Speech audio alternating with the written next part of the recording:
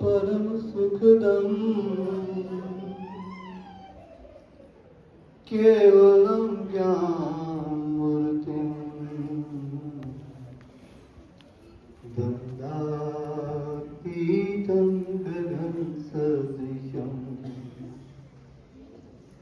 तत्त्वमस्यादिलक्ष्यम् एकं नित्यं निर्मलमचलं सर्वधी साक्षिभूतम् भावातीतं त्रिगुणरहितं सद्गुरुं तं नमामि। सद्गुरुं तं नमामि। गुरु बहुत से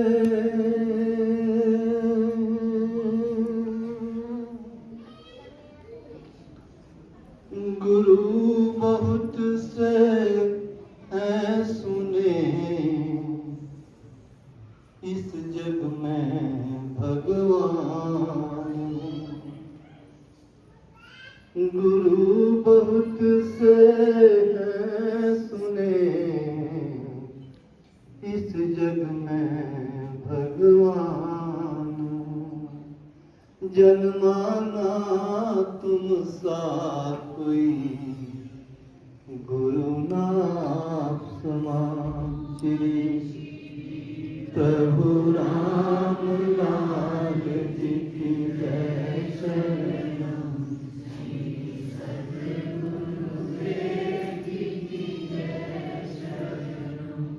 गुरु बहुत से हैं सुने इस जग में भगवान। गुरु बहुत से हैं सुने इस जग में भगवान। जन्माना तुम सा कोई गुरु नाम समान। प्रभु राम लाल जी की श्री सतगुरुदेव जी की जय। सतगुरु मेरे आप हैं और इष्ट भी आप। सतगुरु मेरे आप हैं और इष्ट भी आप। परमेश्वर भी आप हैं और सरस्व आप। श्री प्रभु राम लाल जी की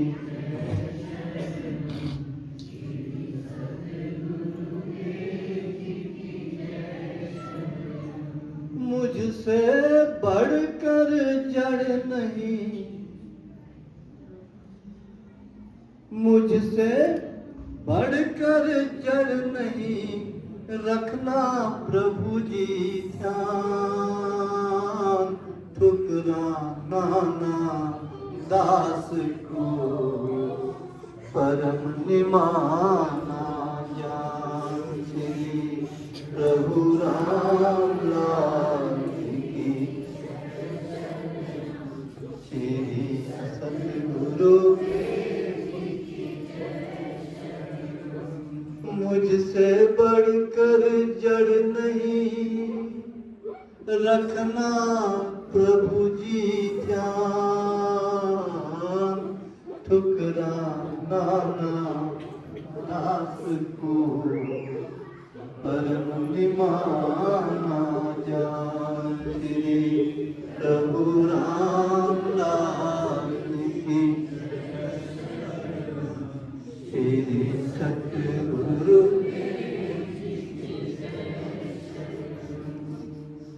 परम पूजनीय प्रातः स्मरणीय भगवान श्री सद्गुरु देव जी महाराज जी का कृपा स्वरूप यह योग प्रेम भक्ति उत्सव आज कितना रोशन है।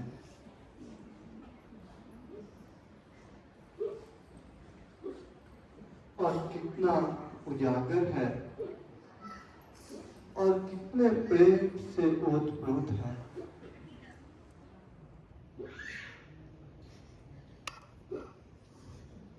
ये सब भक्तों के हृदय की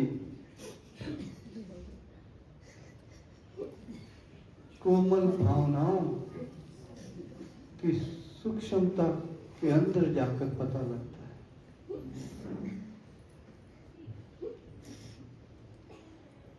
कि उनकी कृपा से आज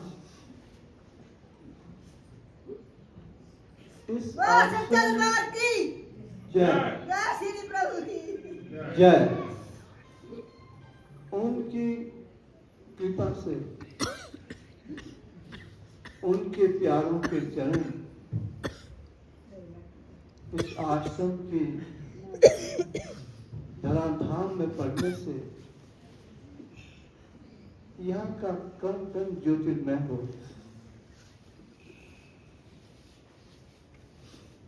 और प्रकाशित हो गया।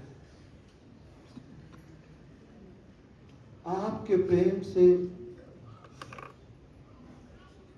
ये आनंद भवन आनंद के सागर में कितने ही लोग ध्यानासीन हो जाते, कितने ही लोग समाधि में चले जाते, कितने ही लोग आत्म विभोर हो जाते, कितने ही लोगों के नैनों से प्रेम के आंसू छलकते हैं। ये क्या प्रेम है जिसका दिया हुआ है।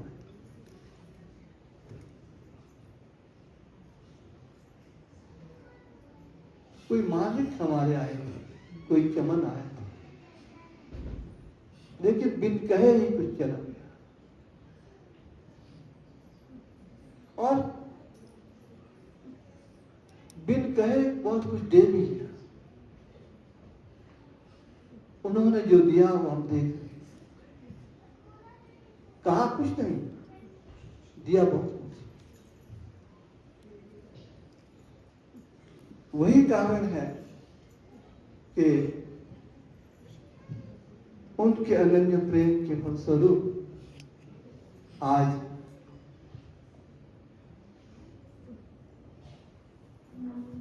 हमीरपुर से उनके चरणों के प्रेमी बगैर किसी काम की घर की चिंताओं के आज यहाँ बैठे। सारी चिंताएं एक मतलब थी, अपने सदगुरु को हृदय में बैठाकर प्रभु जी के चरणों में आज विराजमान। यह उनके प्रेम का प्रतिफल है। सिरमौर से बहुत से भक्त लोग आए, पंजाब से प्रभु प्रेमी पहुंचे, बिलासपुर से पहुंचे, शिमला से आए,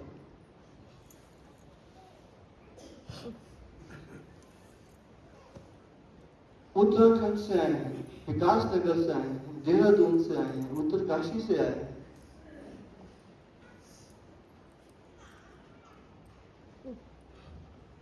ये सब गुरुदेव के प्रेम को दर्शाता है।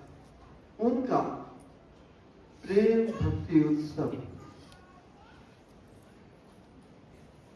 हमें कृपा स्वरूप में प्राप्त हुआ। आज इस आश्रम में प्रभु जी के स्वरूप में एक टकी लगाते लगाते ही पांव जमीन पर नहीं टिकते होते, दौड़े चले आते, रोते हुए चले आते। जैसा लगता है जैसे कोई जन्मों से कोई बिछड़ा हुआ हो और दौड़ के आके प्रभु के चरणों में गिर जाता है।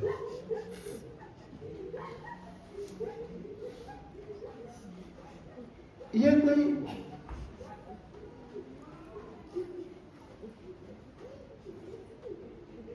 फरेब से भरा हुआ प्रेम नहीं है। ये आध्यात्मिक प्रेम है, जिसे सच्चा प्रेम कहते हैं, संसारी प्रेम नहीं है। और इसको मिलना बहुत मुश्किल होता है।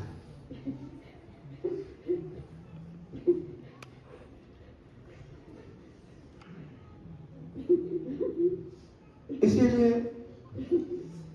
कभी प्रभु जी ने के चरणों में कुछ पंक्तियां लिखी थी, उनके बोल में आपके चरणों में लगता हूं।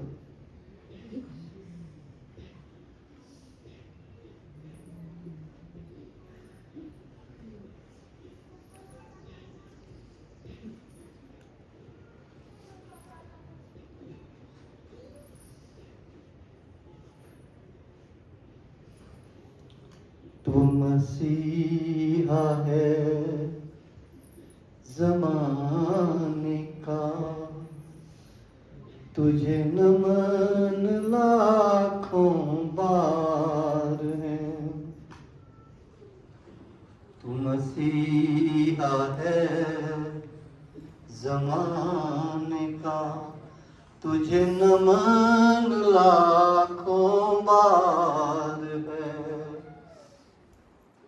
कोई हिंदू मुसलमान क्या, तुझे याद किसने किया नहीं।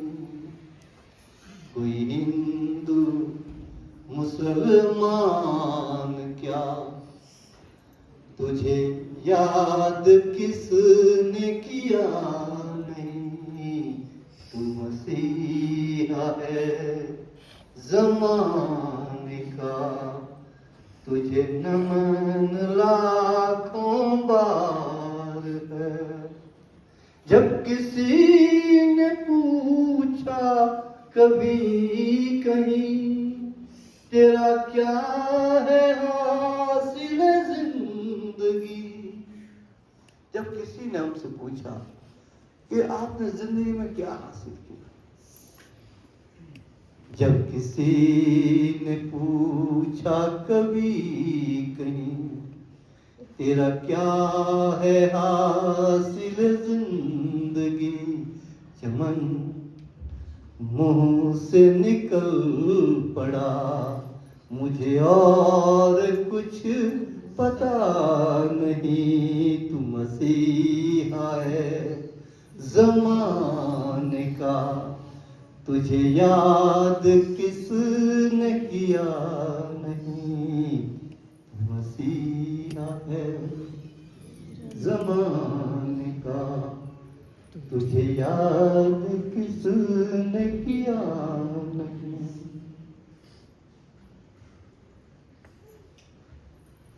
तू चमन है बाग निशात है,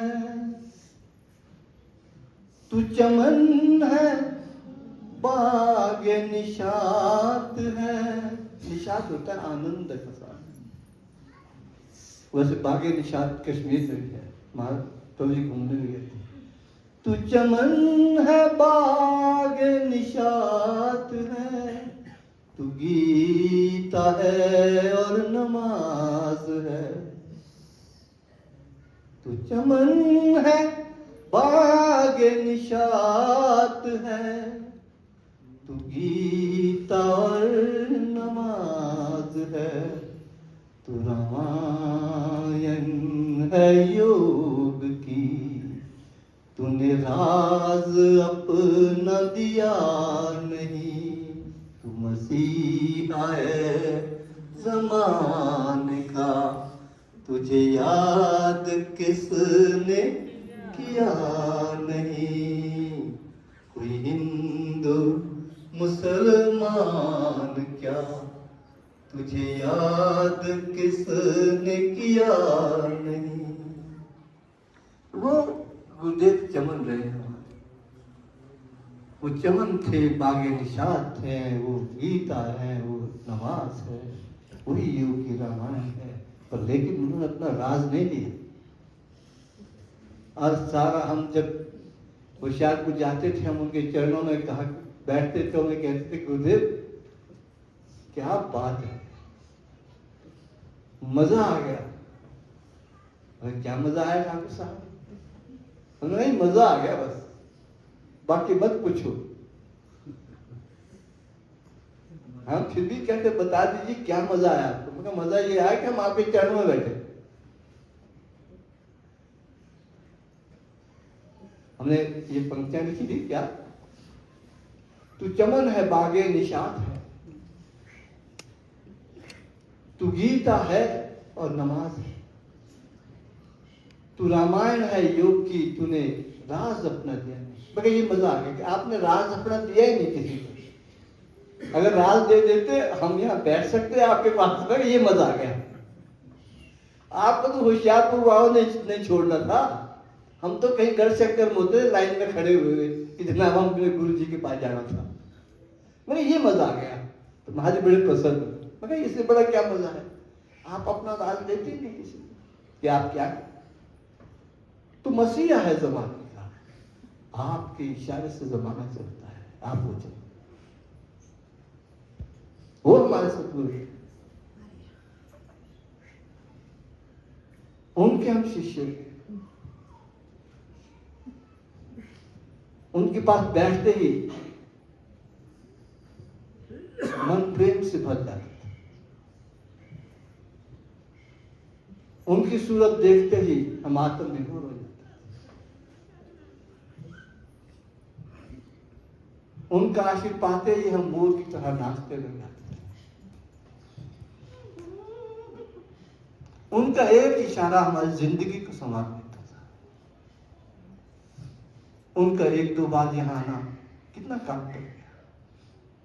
आज बार बार उनके प्यारे यहाँ आ रहे हैं। ये वो चमन, हम उनके लिए क्या कर सकते? अगर हम अपने गुरु के नाम को आगे नहीं बढ़ा सके तो हमारा जीवन जो है किसी काम का। अगर गुरु का गुणगान नहीं कर सके तो हमारा जीवन निरर्थक है। गुरु के प्रचार को आगे ना ले सके, हमारा ना होना अच्छा था। फिर उससे हमें दीक्षित ही ना कर,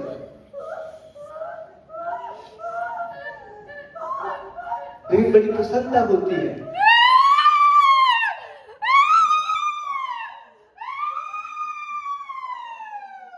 कि आप सभी उनके प्रेम को हृदय में लेकर उनके प्रचार को आगे बढ़ाने के लिए, उनके नाम को आगे बढ़ाने के लिए तत्पर है। उसी के फलस्वरूप आज आप सब हमारा उत्साह बढ़ाने के लिए, हम जैसे नाचीज और मूढ़ व्यक्ति को धन्य करने के लिए, हमको अपना प्रेम देने के लिए, हमको अपना आशीर्वाद देने के लिए, हमको अपनी सब आंखों पर बैठाने के लिए आप यहाँ आए। मैं आपके इस कर्ज को कभी भूल नहीं सकता। मैं कर्जदार हो गया हूँ आपका। रोडू के भगत आप सबके कर्जदार हो। एक कर्ज डाल के आप जा रहे हैं और इसको हम भूलेंगे नहीं, और इसको हम भूल भी नहीं सकते। उन्होंने क्या क्या नहीं किया, लेकिन अपने को उन्होंने प्रदर्शित ही नहीं किया।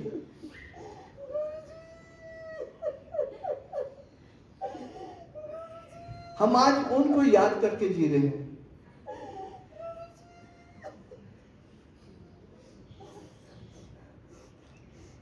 उन्होंने अपने अंदर मैं रखा ही नहीं। मैं नाम की चीज हमारे गुरु के अंदर नहीं मिलती थी। जब गुरुदेव अमेरिका गए थे, हम उनको पत्र लिखा करते थे। आज मेरे पास बहुत पत्र पड़े हैं जो हमने उनके चरणों में लिखे, उनके जवाब दिए, और सब काव्य में होते थे। मेरे लिखे काव्य शैली में लिखे गए उनकी कृपा से, सब पोइट्री में पत्र। फिर जब उन्होंने अमेरिका से आना था तो हमें जवाब पत्र में लिखते हैं कि मुझे और आपकी माता जी को प्रभु जी इतनी तारीख को बॉम्बे ला रहे हैं। ये नहीं लिख रहे कि मैं इतनी तारीख को बॉम्बे आ रहा हूं। आप अभी उस पत्र को पढ़े। मुझे और आपकी माता जी को श्री प्रभु जी इतनी तारीख को बॉम्बे ला रहे हैं, इतनी तारीख को वो दिल्ली पहुंचाएंगे और इतनी तारीख को होशियारपुर आश्रम में पहुंचाएंगे। मैं तो था ही नहीं वहां, मैं की तो खाद उतार दी थी उस आदमी ने।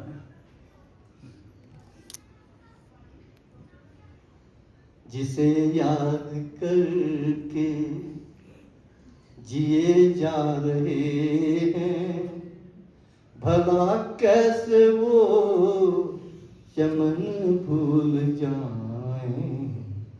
जिसे याद करके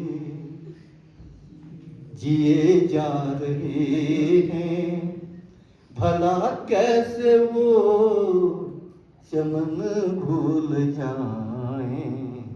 जिसने लाखों एहसान किए हैं, जिसने लाखों एहसान किए हैं, भला कैसे वो गगन भूल जाएं।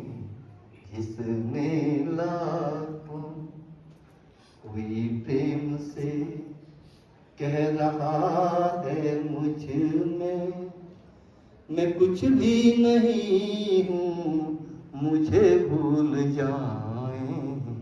कोई प्रेम से। क्या हुआ, एक बार हम बरडूब गए थे।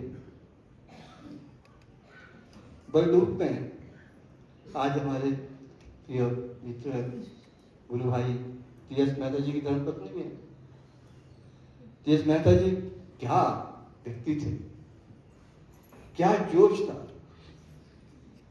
अगर महाराज जी ने कोई काम 1 साल के बाद करना, वो 1 महीने के बाद करवा लेते थे उनसे। इतने जिद्दी थे कि नहीं करना है गुरु, करना है गुरु। महाराज जी करना पड़ता था। अब बरडूब गए तो वहां पे 7 प्रेस रिपोर्टर आ गए, 7 प्रेस रिपोर्टर। अब उन्होंने कहा कि आप प्रेस नोट दो, हमने जरा खबर छापनी। अब मैं राजनीतिक जीवन में भी रहा था, तो मेहता जी मेरे पास आ गए शादी के लिए, आप प्रेस नोट लिखो कि महाराज जी यहाँ पर आए हैं और ऐसा सहयोग का प्रचार हो रहा है। अच्छा, मैंने कहा भाई आज लगता है ठीक ठाक मार खिला दिया तुमने मुझको, रहने यार देखो ना। तो मैंने लिख दिया कि होशियारपुर आश्रम से पूज्य गुरुदेव सतगुरुदेव आए हैं और योग का प्रचार में बड़ा। ये लिखता है मेहता जी कहते योगी राज लिख। मैंने कहा ये अपने को कुछ भी नहीं लिखते, हमें पता नहीं, मैं की तो खाद उतारी हुई इस आदमी ने, अभी योगी राज लिखेंगे अपने को। अब मुझे मार खिलाई तुमने, लेकिन शास्त्री जी का मैं सम्मान करता था। नहीं तो ठाकुर साहब आप लिख दो ना, शास्त्री जी ने कह दिया यार, मैं कभी इतने कह रहे तो लिखना ही पड़ेगा। अब लिखना है तो पास भी तो कराना है।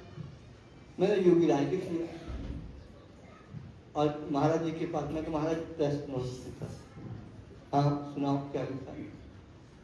जैसे मैंने कहा होशियारपुर आश्रम से योगी राज चमनलाल कपूर जी महाराज जी यहाँ विराजित हुए हैं, एकदम मैं योगी राज हूं, क्या लगता हूं तुमको। देखिए उसको कितना गुस्सा, मैं योगी राज, प्रभु जी योगी राज, मैं कुछ भी नहीं हूं। मेरा परिचय देना है, मैं मास्टर रहा हूं, एक साधारण अध्यापक। ये लिखो मैंने रामपुर में बच्चे पढ़ाए हैं, मैंने सोलन में बच्चे पढ़ाए हैं, मैंने धर्मशाला में बच्चे पढ़ाए हैं, मैंने शिमला में बच्चे पढ़ाए, ये मेरा परिचय है। ये क्या लिख रहे हो तुम। अब हमारे तो मुझे पता था कि मेहता जी ने मैं पहले गया उसके मार खिलानी है, पड़ गया डंडे पहले कह दी। फिर मैंने कहा महाराज जी ऐसा है कि ये हम तो हमारे मन में जो लगते हैं आप हम तो लिख रहे हैं ना, मैं कहा ये अखबार वाले एडिट भी तो करते हैं, इनको जो लगेंगे ये तो एडिट करके लिखेंगे ना गुरु जी। एडिटिंग होती है, उसके बाद ये काटते हैं छांटते हैं, फिर आगे जाके फाइनल को दी जाता है। तो एडिट करके इनको जो लगेगा ये लिखेंगे, फिर गुरु जी ने पूछेंगे। हम आगे शांति जी के पास बैठ गए, बोले क्या हुआ? मुझे जो नहीं होना था वो हो गया, जो तुमने करना था वो कर दिया, जो घर से पढ़ने थे वो पढ़ गए। मैं कहा आप लोगों ने कमाल कर दिया, बोले अब क्या होगा? अब मैंने कहा अब वो होगा जो ये चाहेंगे। बोले क्या होगा? मैं कहा तुम्हारी खबर ही नहीं छपेगी। क्या बात करते, साथ साथ पैसे मोड़ रहे हैं। मैं कहा गुरु नाराज हो गया ना, जमाने में ताकत नहीं है कि उसको बदल सके कोई। मैं कहा मुझे तो घर से तुमने डरवाई दिए, पर तुम्हारी खबर भी नहीं छपेगी। मैं कहिए ये आशीर्वाद भी ले लो तुम साथ। ले यार कमाल है, कैसे नहीं साथ पैसे बोल रहा है। मैं कहा ठीक है, आपने देख लेना। हर रुष्ट है गुरु तुष्ट है, गुरु रक्षितु ईश्वरा सर्व तुष्ट है, गुरु रुष्ट है ना कोपी रक्षितुम क्षमा। भगवान भी चाहे संतुष्ट है, अगर गुरु रुष्ट है, आपकी संसार में कोई रक्षा करने वाला पैदा ही नहीं हो सकता। मैं कहा मैं गारंटी से कहता हूं, मुझे तो घर से पढ़े पढ़े, तुमको भी घर से पढ़ के तुम्हारी खबर नहीं छपेगी, नहीं छपेगी, बिल्कुल नहीं छपेगी। मेहता जी कहते छपेगी छपेगी कल छपेगी। मैं कहा देख लेना आपने, नहीं छपेगी। दूसरे दिन में अखबार देखते कोई खबर, तीसरे दिन में अखबार देखते कोई, 7 दिन तक कोई खबर। हुआ क्या? दूसरे दिन पोखरण में परमाणु विस्फोट किया भारत ने। दूसरे दिन तो वो अखबार में खबरें सब परमाणु विस्फोट की छप गई। किसी के लिए कोई जगह नहीं, एक लाइन भी नहीं थी लिखी, कोई खबर नहीं। मैं कहता हाँ जी मेहता जी हो गया ना काम। बोले यार तेरी बात बड़ी सच्ची निकली। अगर गुरु को नाराज नहीं किया जाता। और ये गुरु ये अपने को योगी राज सेवक, ये नहीं था कि वो लिखते सेवक लिखते, वो थे भी ना। किस प्रकार की सेवा में वहां वो लीन थे आप जानते हैं। जो आदमी 90 साल की उम्र में भी एक पहाड़ से गरीब नादान निमाना भगत उसके लिए खड़ा हो जाता सेवा 90 साल। वो क्या था? उससे तो क्या प्रेरित? तभी ये पंक्ति हमने लिखी कि जिसे याद करके जिए जा रहे हैं, भला कैसे वो चमन भूल जाए, जिसने लाखों एहसान किए हैं, भला कैसे वो गगन भूल जाए, जिसने लाखों। कोई प्रेम से कह रहा है मुझ में, मैं कुछ भी नहीं हूँ, मुझे भूल जाए। ये गुरुदेव कहते हैं मैं कुछ भी नहीं हूँ यार, मास्टर हूँ, भूलो मुझे, तुमने योगी बना के रखा है मेरे को, मैं कुछ भी नहीं हूँ। कोई प्रेम से कह रहा है मुझ में, मैं कुछ भी नहीं हूँ, मुझे भूल जाए। मैं कि जिसने कमर तोड़ दी थी, मैं कि जिसने कमर तोड़ दी थी, भला कैसे वो खुदा भूल जाए।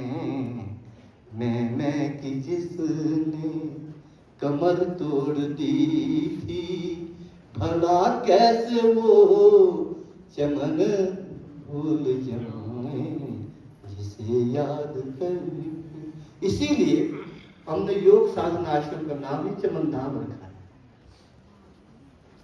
योग साधना आश्रम चमन धाम और क्या कर सकते हैं अपने गुरु का?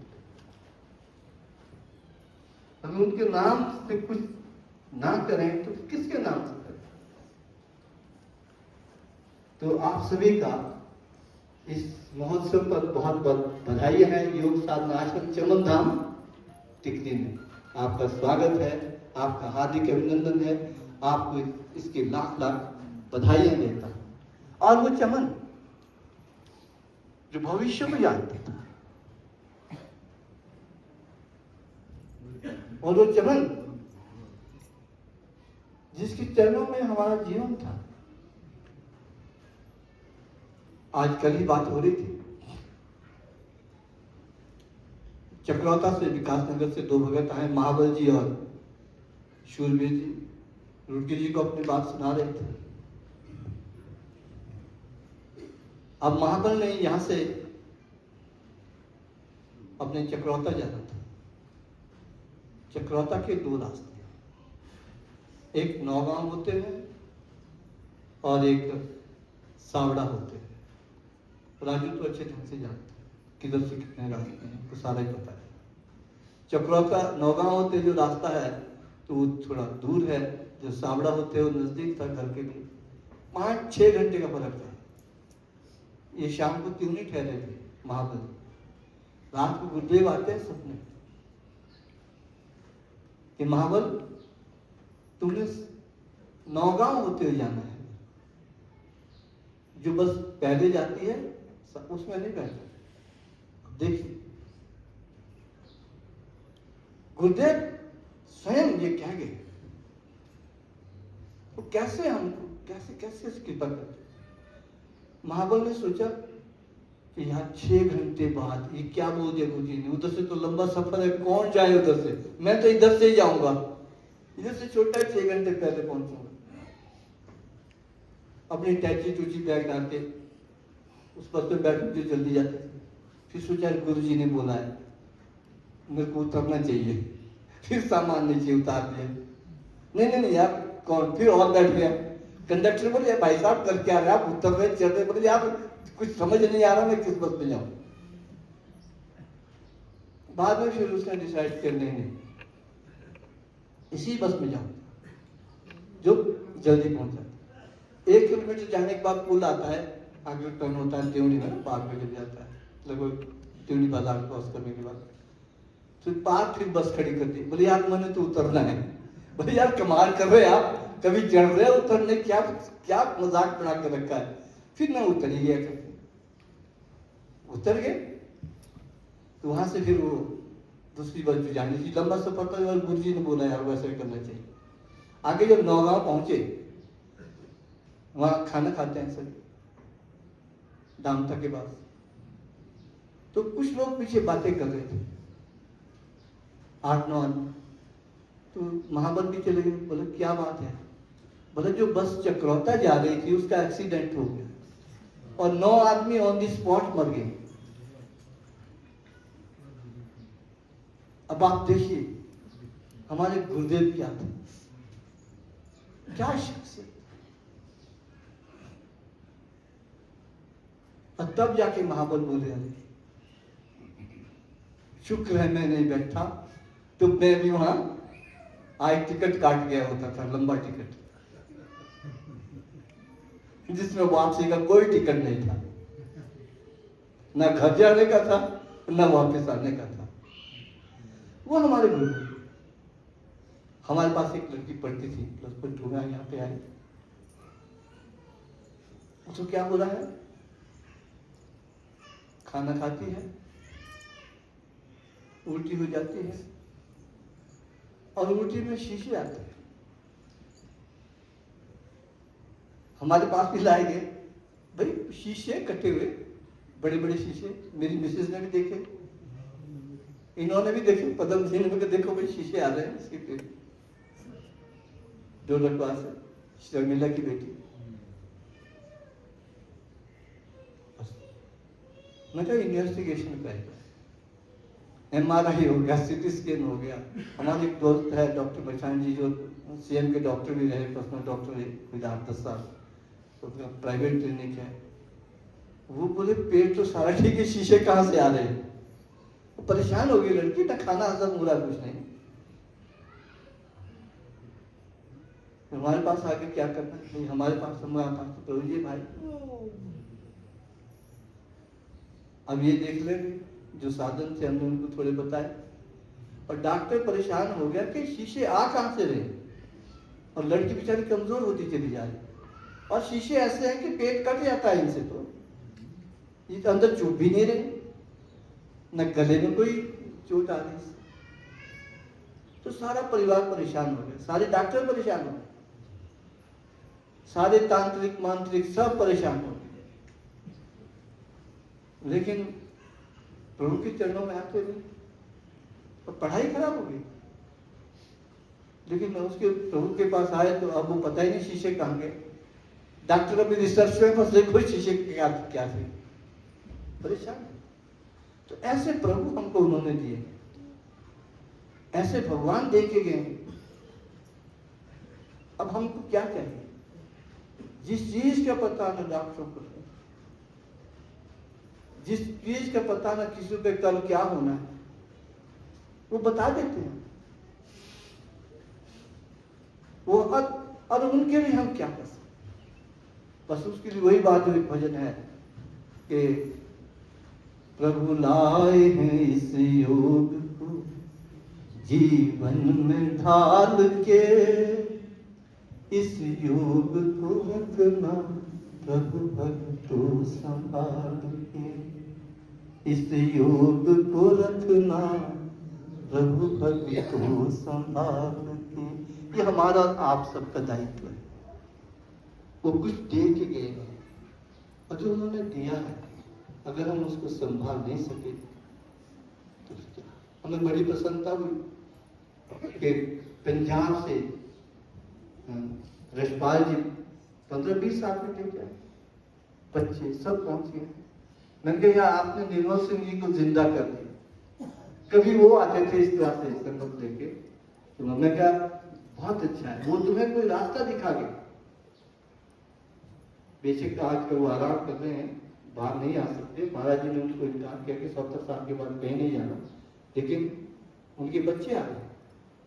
बहुत अच्छा उन्होंने डेमोन्स्ट्रेशन कर दिया, कोई 2.5-3 घंटे में, बहुत यूनिक आसन। बल्कि मोहित है एक लड़का, हमने कहा इसकी तो बॉडी बोनलेस है, जैसे शरीर में हड्डियां है ही नहीं, बोनलेस बॉडी। और अपनी एक लड़की है वैशाली नाम है, वैशाली की वैसी उसने सुंदर आसन देखे, लाइव जा रहा था पूरी दुनिया में।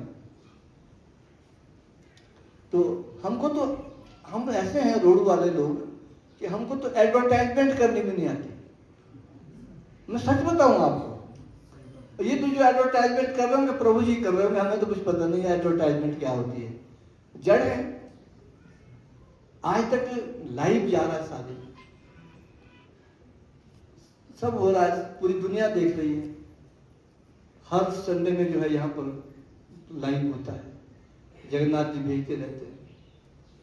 तो परसों शाम को मुझे कई बार बाहर के भगत आते हैं, कोई कानपुर से, कोई बॉम्बे से, कोई उड़ीसा से, फोन आते हैं, तो देखते रहते लग, और वो पूछते हैं कि हमने भी आना था आपके आश्रम, किधर से आए, कहाँ आना पड़ेगा? कारण क्या? हम क्या लिखते थे आज तक कि योग साधन आश्रम टिकरी रोड, इससे आगे एड्रेस ही नहीं तो है कहाँ। अब हमको तो एडवर्टाइजमेंट करने नहीं आती। लोग फिर हमको फोन पे पूछते कि किधर से आए, उनको यही पता नहीं कि हिमाचल में है रोड, कि उत्तराखंड में है, कि मध्य प्रदेश में है। प्रदेश नहीं लिखना, जिला नहीं लिखना। सच कहूं मैं आपसे, वो तो तब जब एक भक्त हुताश कुमार कानपुर से परसों मुझे फोन आया, बोले जी आपका हमने ये प्रोग्राम देखा है कि आपका व्यास पूजा उत्सव मनाया जा रहा है, योग भक्ति उत्सव। मैंने आना था लेकिन मेरे पास समय नहीं है, मैं आऊँगा, तो अगर आना है तो किधर से आना है? तो क्या बस सब कुछ किधर से आना है? रोडू को आना है। हम समझते हैं रोडू को सब जानते हैं, और रोडू को तो वही जानते हैं जो गुरु जी के भगत है, जो होशियारपुर से जुड़े हैं, उनको पता है रोडू हिमाचल में। भाई उत्तराखंड वालों को क्या पता रोडू कहाँ है, दिल्ली वालों को, उड़ीसा वालों को, मध्य प्रदेश वालों को, यूपी वालों को क्या पता रोडू कहाँ है, जब तक आप स्टेट नहीं लिखेंगे। जब हुआ है सही, जिला नहीं लिखेंगे, तहसील नहीं लिखेंगे। फिर उसने कहा, बोला है किधर को रोडू, बोला आप पठानकोट की तरफ है। जब उसने ये पूछा, मैं कहा ये क्या बात है, क्यों पठानकोट की तरफ बोल रहे हैं, तो इसका मतलब है हमारी कहीं ना कहीं एडवर्टाइजमेंट में कमी है। फिर मैं बच्चों को बोला तुम लिखते क्या हो, भाई हिमाचल लिखते, बोला नहीं। जिला शिमला लिखते हो, नहीं, हम तो लिखते योग साधना टिकरी रोड, बस। न जिला शिमला लिखते, न हिमाचल प्रदेश लिखते। फिर इन बच्चों को मैंने कहा भाई ये लिख दिया करो, अगर यदि पूछते रहेंगे कि आप पठानकोट के साथ हैं, मैंने कहा हम पठानकोट के साथ नहीं है भाई, हम तो हमारा बॉर्डर लगता है डिस्ट्रिक्ट उत्तरकाशी और देहरादून के साथ। मतलब उधर तो मैं आता रहता हूँ ऋषिकेश में, शायद वो योगीराज चंद्र मोहन के शिष्य होंगे या फिर देवी दयाल जी के। हम हरिद्वार ऋषिकेश, मैं बस आप हरिद्वार आ जाना, वहां से बस लगी रोड पे, जो हमारे घर से नदी जाती है वो यमुना ही है। तो कहने का मतलब हम ऐसे निमाने से गुरु के ऐसे दास हैं जिनको यही पता नहीं कि एडवर्टाइजमेंट कैसे होती है। अब 10-12 साल के बाद मुझे लगा पता यार हमको जिला भी लिखना चाहिए और स्टेट भी। ये तो प्रभु जी कर रहे हैं, पता नहीं कैसे कर रहे हैं, जिसे वो भजन नहीं गाते, आपकी कृपा से सब काम हो रहा है, करते हैं आप गुरुजी मेरा नाम हो रहा है। अब हमको 10 साल के बाद पता लगता है कि जिला भी लिखना चाहिए यार। जब वो लोग ये पूछ रहे हैं भाग के कि आप पठानकोट के साथ है, तब मेरा दिमाग खुला यार, कहीं ना कहीं गलती हुई है। तो हम हमारा ये हाल है। अब ऐसे शिष्य हैं गुरु जी के जिनको यही पता नहीं कि एडवर्टाइजमेंट कैसे की जाती है। अब हमारा क्या हाल होगा, वही बचाए, उनके सहारे हैं। और है तो गुरु जी की बातें कितनी करे भाई, समय की बात होती है और भी विद्वान है कहना, आप बोलेंगे तो पागल की तरह लग गया जैसे ठेका ले रखा है। कई बार मेरी मिसेज मुझे बड़ा झाड़ती है, जब तुम बातें करने लगते तो ऐसे करते जैसे दूसरे को कुछ आता ही नहीं होगा, बोले बकवास बहुत ज्यादा करते हैं। मैंने ठीक कहती है, तो आदत ही पड़ी है, मेरे राजनीतिक जीवन में रहा था, बकवास की आदत पड़ी है, अब इसको भी कंट्रोल करना पड़ेगा, है ना। अब चलो धीरे धीरे लगे हैं, आते तो एकदम नहीं सुधरेगी भाई, आपके आशीर्वाद से, आपकी कृपा से सब संभव होगा धीरे धीरे। आपको गुरुदेव को बहुत प्रेम है और प्रभु की आप सब पर सदा रक्षा। अगर कहीं हम जीवन में गलत कदम उठाए, प्रभु जी से प्रार्थना करते हमें रोक दें, हमें सही रास्ता दिखाते, जैसे महाबल को दिखाया कि इस रास्ते से नहीं जाना, इधर से जाना है। तो ये रास्ता बताने वाले, जीवन बचाने वाले, मार्गदर्शन करने वाले, हमारा यही है कि प्रभु जी हमारा मन, हमारे मन को अपने मन से लगा कर, किसी दिन अगर आप इसको तोड़ देंगे तो हम जिंदा नहीं रहेंगे, फिर हमारे पास कुछ नहीं। बस यही प्रार्थना करते हैं। बोल सच्चिदानंद श्री राम पूर्ण काल ब्रह्म भगवान।